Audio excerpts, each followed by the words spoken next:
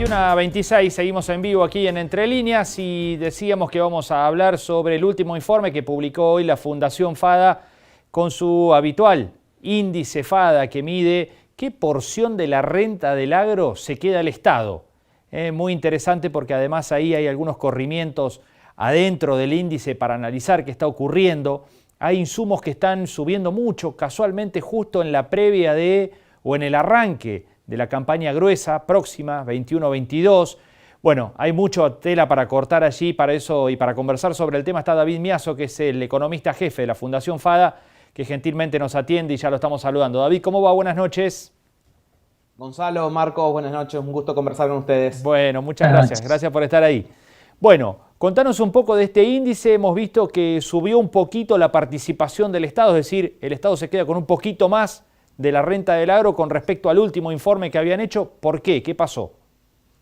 Exactamente, en septiembre medimos que la participación del Estado en la renta agrícola es del 63,4%, estos son impuestos municipales, provinciales y nacionales, y esto es 1,6 puntos porcentuales más alto que la medición de junio, lo hacemos cada 3 meses, y el principal factor que explica esta alza es la suba de los costos, principalmente de los insumos, donde los fertilizantes vienen subiendo de manera sustancial durante el último año, pero los fitosanitarios en particular han mostrado en los últimos meses algunas subas que llegan incluso hasta el 100%, por ejemplo en el caso del glifosato. Entonces, esta suba de costos hace caer la rentabilidad y por la estructura tributaria que tiene la producción agrícola, los impuestos no caen en la misma magnitud, como debería ser lógico, y eso hace que la participación del Estado crezca, la porción crezca en la torta. Por eso es que por un aumento de costos termina creciendo. Lo mismo pasa cuando hay sequía, cuando hay caídas de precios, pasa exactamente lo mismo. ¿Tienen algún tipo de expectativa con las definiciones que está después de la derrota electoral del gobierno, que está repensando muchas políticas, que una de esas revisiones sea la política agropecuaria? Para bien, yo la verdad no esperaría demasiado, porque por lo menos todo lo que se ha trascendido es política cortoplacista, apuntada al consumo, en un marco de mayor gasto, mayor déficit, mayor necesidad de emisión monetaria, y en ese contexto, que eso también es inflacionario, veo muy difícil que por un lado haya alguna reducción de los derechos de exportación por la necesidad fiscal y por otro lado por un rebrote inflacionario que indudablemente va a haber con una nueva ola de emisión de dinero, se pueda relajar de manera sustantiva, por ejemplo, las restricciones a las exportaciones de carne, que estas dos cosas, derecho de exportación e intervención del mercado de las exportaciones, son las dos cuestiones centrales que tiene la política agropecuaria hoy. Así que, por lo que se ha visto hasta el momento, yo lo veo difícil. No descartaría algún tipo de flexibilización en lo que es carne como bienvenida por parte del nuevo ministro, como para empezar con el pie derecho, pero la verdad es que no estaría viendo yo, por lo menos en lo personal, una apertura total en este sentido, ni un giro muy importante en la política agropecuaria. Otra cuestión que se está especulando es que puede haber algún tipo de reducción o eliminación de retenciones a alguna economía regional en particular que no mueve mucho al perímetro en cuanto a ingreso de dólares, pero también en esa línea de más un gesto que otra cosa gruesa, ¿no? Sí, podría ser. La verdad es que quedan pocas economías regionales significativas con derechos de exportación relevantes. En distintas etapas se fueron reduciendo algunos, sin embargo quedan algunas importantes todavía, como el arroz, por ejemplo. Ah, o el maní. Bueno, o el maní que en la lógica del gobierno nacional no sería tanto una economía regional, porque siempre lo han estado tratando más en cuanto a derechos de exportación y otras cuestiones como un grano más y no como una economía regional. Pero claro, el arroz, el maní y varios otros productos importantes todavía tienen derechos de exportación. Puede ser, como decís vos, que también como algo para empezar con el pie derecho del nuevo ministro, cedan en alguna de esas cuestiones, pero también en la situación que está la relación con la dirigencia gremial, algún puntito en alguna economía regional o algún puntito en la carne, tampoco va a cambiar mucho esa relación. Así que la verdad es que, bueno, esto dependerá un poco más de definiciones políticas que económicas. Claro. Pero desde la perspectiva económica no veo grandes cambios, o por lo menos que sean sustanciales y que se sientan. ¿Qué proyección puede tener el campo en el corto, mediano plazo, digamos, para las campañas que se vienen, teniendo en cuenta tanta incertidumbre política, que hay tanta incertidumbre institucional a la hora de tener que invertir, ¿no? Ya de por sí hay incertidumbre en el campo, como para sumarle además lo institucional y lo político. Mira, yo te diría que hay una certidumbre, que es esto que yo te digo, que por lo menos lo que es la carga tributaria va a seguir estando, no se va a reducir, probablemente tampoco se incremente porque lo que suma algún punto más en maíz y en trigo tampoco mueve la aguja de las cuentas fiscales. Entonces la primera certidumbre es que los derechos de exportación van a continuar. Hay algo de incertidumbre respecto a lo de la carne, como decía recién.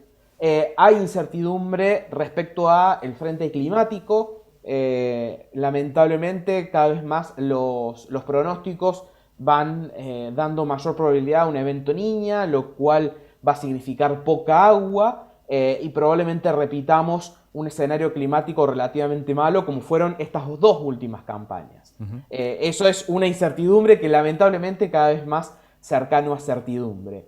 Y después otro punto importante para todas las actividades exportadoras y en particular las actividades agrícolas, porque de la soja se exporta el 80%, del maíz y del trigo se exporta el 65%, del maní se exporta más del 90%.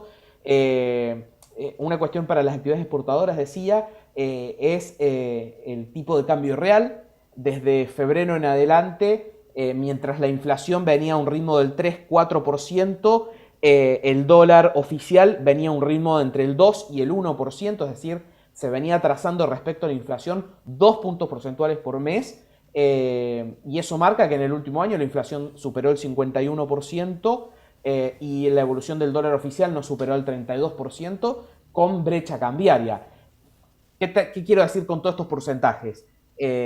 Una pérdida de la competitividad por el lado cambiario que se viene dando desde febrero, y si miramos el presupuesto 2022, se daría también durante 2022, aunque lo dudo que se pueda sostener. Pero ese atraso cambiario también es algo que parece haber llegado para quedarse. David, perdón, una cosita más, sí. Discúlpenme que me extienda, el cepo a las importaciones.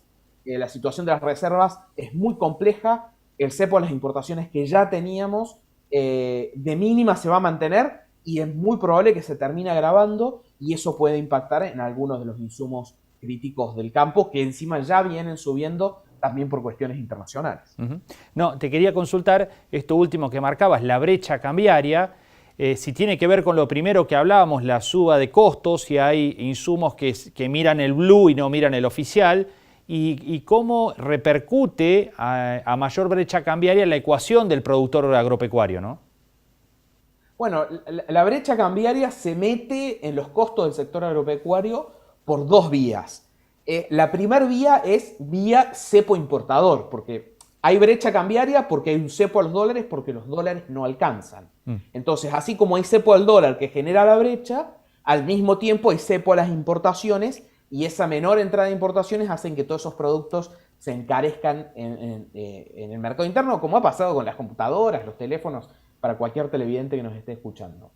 Entonces, esa es la primera vía, vía el cepo importador, y la segunda vía es vía formación de precios por esta expectativa devaluatoria que empieza a generar la brecha cambiaria. Entonces, por esas dos vías, poco a poco se va metiendo en la estructura de costos del sector agropecuario, y después la otra vía, que en realidad no es vía brecha, sino es atraso. Con el atraso cambiario, ¿qué empieza a pasar? Los costos en pesos de los fletes, de las labores, empiezan a ser más caros en dólares. O sea, si vos en un año el dólar oficial subió 30 y los costos subieron 50 en pesos, prácticamente tenés casi 20 puntos de aumento de costo en dólares. Entonces, esa es la otra vía por lo que el atraso cambiario se mete en la estructura de costos y va encareciendo los costos y reduciendo la competitividad en un marco de altos niveles de derecho de exportación. Claro. Por suerte, tenemos los precios que hemos tenido, que si bien han caído, todavía son superiores a los de los últimos años, que ayuda a licuar un poco todos estos problemas. Claro, absolutamente. David, como siempre, muchísimas gracias por estos minutos, ha sido muy amable. Un gusto conversar con ustedes. Que andes muy bien. Gracias. Hasta la próxima. Bueno, ahí estaba David Miazo, el economista jefe de la Fundación FADA, comentándonos un poco este informe que se dio a conocer hace un rato, en horas de la tarde, en el cual miden siempre qué porcentaje de la renta del agro se queda el Estado, ¿no? Los distintos niveles de gobierno a través de los impuestos. Bueno, por supuesto que una parte grande de este número de lo que se queda del Estado tiene que ver con los derechos de exportación, que es algo que algunos en las provincias se animan a reclamar. Lo hizo ayer el gobernador de la provincia, Juan Schiaretti, ¿no?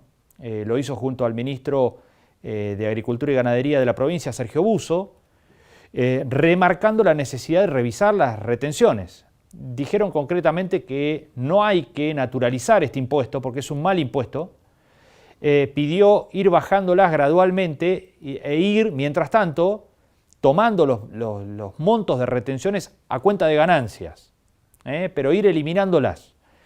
Porque ese dinero, hizo un cálculo incluso el gobernador Schiaretti, del dinero que se va a ir este año de la provincia vía retenciones y que no vuelve, no es coparticipable la retención. Por lo tanto, es todo dinero que se va de Córdoba y que se pierde, lo decía, se pierde para Córdoba, ¿no? Por supuesto que va al gobierno nacional. Pero lo que pide el gobernador Schiaretti es que ese dinero se quede en Córdoba porque pertenece a los productores y a la provincia de Córdoba. Y que ese dinero podría ser circular y mover mucho a la economía en muchos pueblos y ciudades de la provincia.